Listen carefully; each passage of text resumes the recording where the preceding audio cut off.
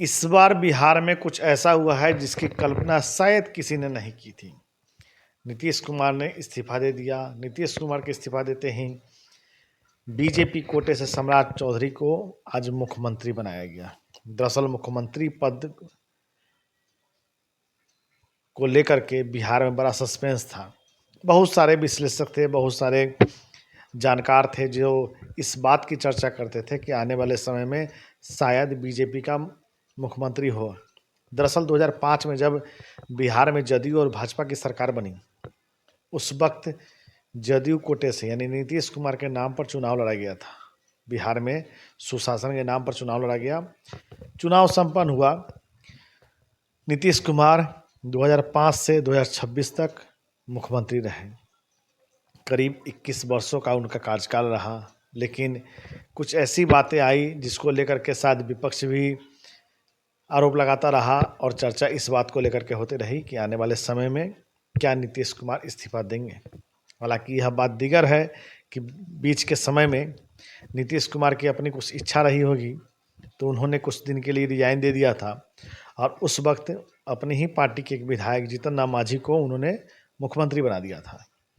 फिर वह एक दौर आया जब उन्होंने बीजेपी का दामन छोड़ दिया, बीजेपी का साथ छोड़ दिया और आरजेडी से लालू यादव के दोनों बेटों के साथ उन्होंने चुनाव लड़ा। चुनाव में उनकी जीत हुई और फिर सरकार बन गई।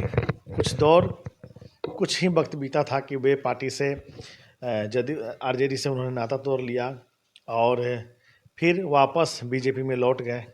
सरकार बनी, फिर चुनाव हुए, फिर दोनों एक साथ रहे। लेकिन इस बीच का जो क्रम रहा सरकार बनने का, बिगड़ने का, उसमें नीतीश कुमार की चर्चा यह रही कि बिहार में चुनाव कितनी बार भी हो जाए, पार्टियां कोई भी चुनाव लड़ ले, मुख्यमंत्री नीतीश कुमार ही रहेंगे और यह चर्चा बड़ी अहम थी। लेकिन आने वाले समय में ऐसा होगा यह किसी ने सोचा नहीं था। 2026 में सम्राट चौधरी के नाम पर सभी पार्टी यानी गठबंधन की पार्टी के सभी नेताओं ने हामी भर दी और आज उन्होंने मुख्यमंत्री का शपथ ग्रहण किया।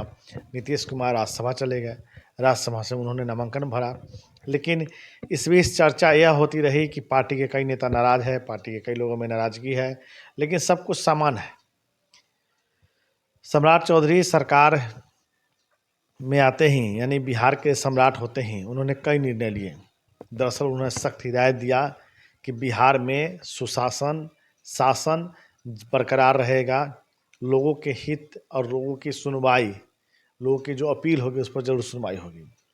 उन्होंने कह दिया है कि शासन इसलिए क्योंकि सुशासन के नाम पर ही बीजेपी और जदयू ने चुनाव लड़ा था और इसी बात को लेकर के चर्चा ज़्यादा है, क्योंकि बिहार में यदि देखा जाए तो अपराध को लेकर के सरकार हमेशा हाशिए पर रही है, निशाने पर रही है। सरकार की तरफ से भरपूर कोशिश किया जाता रहा है अपराध रोकने का। लेकिन इस बीच एक सबसे अहम बात चर्चा रही सोशल मीडिया पर यह खबर आई कि क्या बिहार में शराब चालू होने वाला है। देखिए, वर्ष 2016 से बिहार में शराबबंदी है और इस शराबबंदी को लेकर के मैंने कई वीडियो में बताया था। लाखों लीटर शराब जब्त किए जा चुके हैं, हजारों लोगों पर कार्रवाई हो चुकी है। बावजूद इसके बिहार में शराब मिल जाता है, चोरी छिपे मिल जाता है। तो सवाल यह उठता है कि क्या इस नई सरकार गठन के बाद बिहार में शराब चालू होगा। इस बात की भी चर्चा बहुत ज़्यादा है। अब लोगों के मन में यह आ रहा है कि क्या नीतीश कुमार जिस प्रोजेक्ट पर काम कर रहे थे, यानी जो बड़े बड़े प्रोजेक्ट थे, जैसे पीएमसीएच का प्रोजेक्ट है, कई नेशनल हाईवेज का प्रोजेक्ट है, तो क्या वो प्रोजेक्ट चालू रहेगा। ऐसे कई अहम सवाल है जिसको लेकर के संशय बरकरार है, लोगों के मन में संशय है। लेकिन इतना सरकार की तरफ से आश्वासन दिया जा रहा है कि जो भी सरकार का ड्रीम प्रोजेक्ट था या बड़ा प्रोजेक्ट था उस प्रोजेक्ट को जारी रखा जाएगा। जैसे हाजीपुर सोनपुर से पटना के बीच जो जेपी सेतु के समानांतर जो पुल बन रहा है उस पुल का भी निर्माण जारी रहेगा। पीएमसीएच को जो बेहतर बनाने की कोशिश की जा रही है उसका भी निर्माण का जारी रहेगा। 4 लेन का जो काम है वो भी जारी रहेगा। तो इसलिए बीजेपी चाह रही है कि आने वाले समय में जो बिहार के लोग चाह रहे हैं, देखिए बिहार के बहुत सारे लोग बिहार से बाहर रहते हैं और ऐसे में सवाल यह उठता है कि उन लोगों का एक ही सपना होता है कि विकसित बिहार बने। और इसी विकसित बिहार के सपने को लेकर के वे सरकार को वोट करते आ रहे हैं। आपने हाल में देखा होगा कि 2026 से 25 के चुनाव का वह दौर था जिसके समय सरकार पर कई तरह के आरोप लगते रहे हैं और सरकार के कई मंत्री चर्चा में रहे हैं। बावजूद इसके बिहार के लोगों ने, बिहार के जो बीजेपी के नेता थे उन पर यकीन किया, भरोसा दिलाया और इस बात की हामी भरी कि बिहार में बीजेपी के काम से वे संतुष्ट हैं, बीजेपी गठबंधन के काम से संतुष्ट हैं।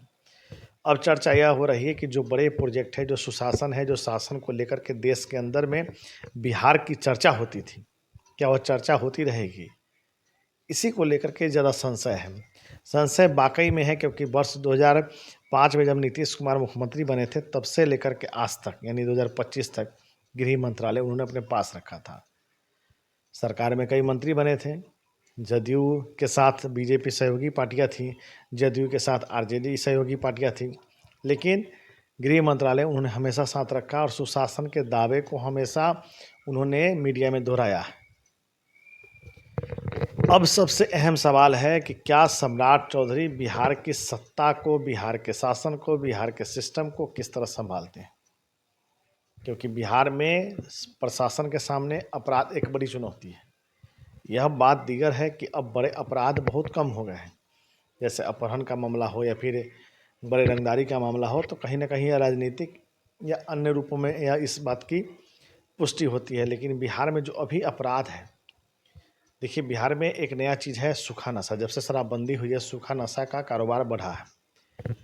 इस बात की जानकारी तब होती है जब पुलिसकर्मी, जब बिहार पुलिस बड़े पैमाने पर छोटे सूखे नशे के रैकेट को हो या सूखे नशे पदार्थ को पकड़ती है, तो इस बात की पुष्टि हो जाती है कि बिहार में सूखा नशा का कारोबार फल फूल रहा है, यानी बढ़ रहा है। तो सरकार के तरफ से भी शायद कोशिश होगी, जिसको देखना होगा कि सरकार क्या निर्णय लेती है।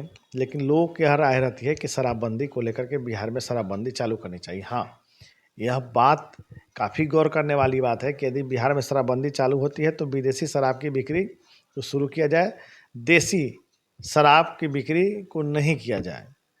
तो इसको लेकर कहीं ना कहीं चर्चाएं आम है और चर्चा इस बात को लेकर के है कि यदि बिहार सरकार को शराबबंदी से राजस्व की क्षति होती है तो उसकी पूर्ति कैसे होती है। मैंने इस पर एक खास वीडियो बनाया है जिसको आप देख सकते हैं कि शराबबंदी से बिहार को कितना राजस्व की प्राप्ति होती थी और शराबबंदी के बाद कितनी राजस्व की क्षति होती है। लेकिन दूसरी सबसे अहम बात कि सरकार का तर्क है कि शराबबंदी से बिहार में अपराध कम है, शराबबंदी से सड़क दुर्घटनाओं में कमी है, शराबबंदी से घरेलू हिंसा में कमी आई है, शराबबंदी से कई तरह के जो दुर्घटनाएं हैं, आपस में लड़ाई झगड़ा है, उस पर कमी आई है। तो सरकार अगर इस चीज़ पर, इस बिंदु पर अपना काम जारी रखती है तो आने वाले समय में शायद नहीं लगता कि बिहार में शराब चालू हो। लेकिन बिहार के समक्ष जो सबसे बड़ी चुनौती है वो स्वास्थ्य को लेकर के है, शिक्षा को लेकर के है। अभी नेपाल की खबरें सोशल मीडिया पर लगातार चल रही है कि नेपाल के जो प्रधानमंत्री हाल ही में बने हैं बालेन शाह, उन्होंने नेपाल में निजी विद्यालयों को बंद कर दिया है। यानी सरकारी विद्यालय में ही नेपाल सरकार के अधिकारी हो, बड़े व्यापारी हो या नेपाल के आमजन हो, उनके बच्चे नेपाल के ही स्कूल में पढ़ेंगे। अब सोशल मीडिया पर इस चीज़ को शेयर किया जा रहा है, क्या भारत में ऐसा संभव है? या सिर्फ बिहार के लिए नहीं, भारत सरकार के लिए भी चुनौती है, क्योंकि हाल ही में आपने देखा होगा कि नोएडा, दिल्ली और कई बड़े शहरों में जो महंगे स्कूल हैं, छोटे छोटे बच्चों के जो महंगे स्कूल हैं, और उसकी फ़ीस इतनी ज़्यादा है कि हर अभिभावक से उसका फीस भर पाना कठिन हो रहा है। बिहार में जो अभी खबरें यह चल रही है कि माफ़ कीजिएगा, प्राइवेट स्कूलों में जो किताब मिल रहे हैं वो काफ़ी महंगे हैं। वो एनसीईआरटी के किताब नहीं पढ़ाए जा रहे हैं, अन्य पब्लिकेशन के किताब पढ़ाए जा रहे हैं जिसका दाम बढ़ा करके लिया जा रहा है। इसका भरपूर विरोध हो रहा है, सोशल मीडिया पर कैंपेन हो रहा है, लेकिन सरकार की तरफ से, विभाग की तरफ से, या फिर वो एनसीईआरटी हो या फिर वो सीबीएसई हो या फिर बिहार सरकार का शिक्षा विभाग हो, खुलकर इस पर कोई एक्शन लेने से बच रहा है, खुलकर इस पर कोई भी कार्रवाई करने से बच रहा है। लेकिन सवाल यह उठता है कि आखिर कब तक, क्योंकि जब लोग जागरूक हो जाएंगे, इस चीज़ को लेकर के विरोध होगा, तो कहीं ना कहीं सरकार को इस पर अंकुश लगाना होगा। और अंकुश इस बात पर लगाना ज़रूरी है, क्योंकि कहीं आप जाइए किसी नर्सरी LKG 1 2 3 के बच्चों का किताब खरीदेंगे तो 3,000 से लेकर के 7,000 तक आ रहा है। अब सवाल यह उठता है कि UPSC का ही किताब इतना महंगा नहीं आता है जितना हम 3rd और 4th के बच्चों का किताब महंगा दे रहे हैं। न जाने कौन सा उसमें एक्सपेरिमेंट शामिल कर दिया गया है। यह सवाल है। सवाल इस बात को लेकर के है कि उसमें कमीशन सेट होता है स्कूल वाले का, किताब दुकानदार से, प्रकाशन से उन लोगों का एक कमीशन सेट होता है, जिसको लेकर के वे आसानी से इसका कारोबार करते हैं। स्वास्थ्य सेवा की बात की जाए तो आयुष्मान कार्ड के जरिए लोगों को राहत पहुंचाने की कोशिश कहीं ना कहीं की जा रही है। लेकिन यह सबसे बड़ा सवाल है कि जिन लोगों के पास आयुष्मान कार्ड नहीं है या जिनका आयुष्मान कार्ड नहीं बना है, उन लोगों के स्वास्थ्य की देखभाल कैसे होगी। दूसरी सबसे बड़ी बात है कि यदि किसी गंभीर बीमारी से आप किसी बड़े हायर सेंटर में जाते हैं अपना इलाज कराने के लिए, तो उनका जो फीस होता है बड़ा महंगा होता है। और यह खबरें या सोशल मीडिया पर कैंपेन होता है, लेकिन इस कैंपेन का कोई असर नहीं होता है। लेकिन आने वाले हाल के दिनों में हमने देखा है, आप लोगों ने भी देखा होगा कि जो MRP और बाकी रिटेल प्राइस, होलसेल प्राइस और रिटेल प्राइस, जो दवाओं के दाम थे, उसमें जो एक बहुत बड़ा अंतर था, उसको लेकर के कहीं ना कहीं नेशनल मीडिया लगातार खबर चला रही है। देखना यह होगा कि भारत सरकार इस पर निर्णय क्या लेती है, मार्जिन का प्रतिशत कितना रखती है। होलसेल का रेट कुछ और है और रिटेल का रेट कुछ और है, और वो रिटेल का दोनों के बीच का यदि अंतर देखा जाए तो कोई 10 गुना 20 गुना नहीं है, वो 100 गुना तक है, 200 गुना तक है। तो इसको लेकर के कहीं ना कहीं असमंजस है कि आखिर बिहार सरकार इस चीज़ को रोकने में सफल क्यों नहीं हो रही है। क्या बिहार सरकार के अधिकारी इस खबर को नहीं देखते हैं? क्या भारत सरकार के अधिकारी इस खबर को नहीं देखते? ये बड़ा सवाल है। आप सवाल उठा सकते हैं। ज़्यादा नेशनल मीडिया का खबर जो है उसको दिखाया जा रहा है, उस पर क्या कुछ आता है सरकार की तरफ से गाइडलाइंस, सरकार क्या निर्णय लेती है, यह देखने लायक होगी। क्योंकि यह जो स्थिति है यह बड़ा आवश्यक है। यह आवश्यक इसलिए है क्योंकि जो महंगे दवा, महंगी शिक्षा जो कि निःशुल्क होनी चाहिए, फ्री होनी चाहिए। भारत सरकार में आप देखते होंगे कि हमने इतना करोड़ का GST संग्रह कर लिया। भैया GST संग्रह कर लिया, टैक्स प्राप्त कर लिया, उससे आम लोगों को फ़ायदा क्या हो रहा है? यह बड़ा सवाल है। आम लोगों को फ़ायदा 2 जगह पर आवश्यक होता है, स्वास्थ्य सेवा में, शिक्षा में। शिक्षा निःशुल्क होनी चाहिए और स्वास्थ्य सेवा बेहतर और निःशुल्क होनी चाहिए। यदि देश में इतना GST संग्रह, इतना टैक्स संग्रह के बाद, इतना कलेक्शन के बाद भी अगर लोगों से पैसे लिए जाते हैं, मान लीजिए कोई बीमार व्यक्ति है, उसका इलाज चल रहा है, उसके परिजनों को कहा जाए कि भैया आप 5 लाख रुपए का जुगाड़ करो, 2 लाख का जुगाड़ करो, 10 लाख का जुगाड़ करो, तो या तो वो गहने गिरवी रखता है या फिर वो घर, ज़मीन, अपनी प्रॉपर्टी को गिरवी रखता है। तो भारत में कहीं ना कहीं ऐसी स्थिति है, और इसी स्थिति से निपटने के लिए, इससे आगे बढ़ने के लिए कहीं ना कहीं सरकार को इस पर आगे आना होगा। क्योंकि जो सामान्य स्थिति देखने में लगती है वो ऐसी स्थिति होती नहीं है। आप बड़े हायर सेंटर में चले जाइए, जब वहाँ के परिजन, वहाँ लोग जब रोते भी लगते हैं और जब उनका इलाज नहीं हो पाता है, तो आप वाकई में इस चीज़ पर सोचने पर मजबूर हो जाएंगे।